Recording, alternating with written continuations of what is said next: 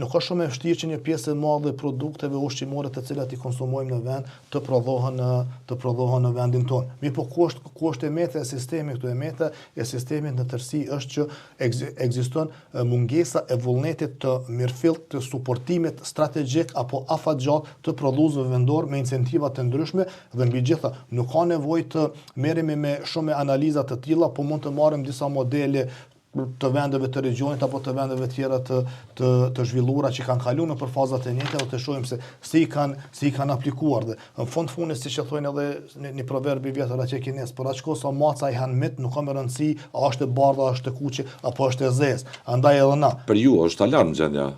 Këto shifra, është alarmante. Për mua është alarmante për gjithë popullatën, sepse është rrodh pyetja sa gjatë do të mund të funksionojmë në formën e tillë, sepse hipotetikisht një ditë apo një prej bazave kryesore apo shtyllave kryesore të funksionimit të ekonomisë tonë që e kemi sot e brishta do që është, kjo që është, janë remitencat e tërgecat, po remitencat që vijnë nga diaspora. Po ndalen ato. Po ndalen ato atë. Bie fuqia vlerëse. Bie fuqia vlerëse.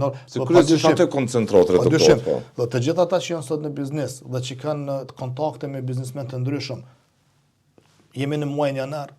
Shumica absolute e bizneseve vetëm sot në muajin janar janë dikon rreth 40 apo 50% më pak të qarkullimit se sa në janarin e vitit të kaluar. Janë shifra të mëshme këto, po.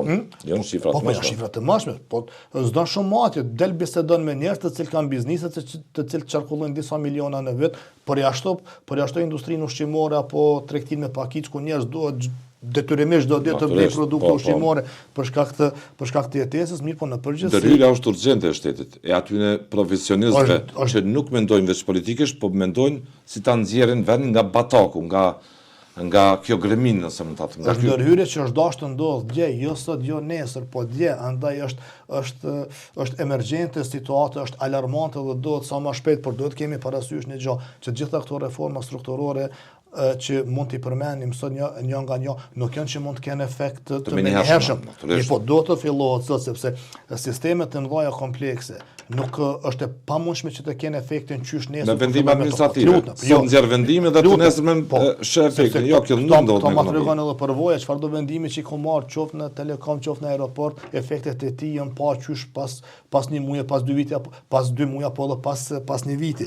Andaj edhe këto, si përndryshe, çështën e përmendëm thëngjillin, sektori i energjisë do të vazhdojë me ritëm më shpejt të reformimit të tij, përveç të thëngjillit të cilit i kemi, do të merremi seriozisht, përveç me ndërtimin e termocentraleve që e kemi thëngjillin tonë, do të zhvillojmë edhe burimet alternative tjera të energjisë, diversifikimit të cilat e komplementojnë njëra tjetrën.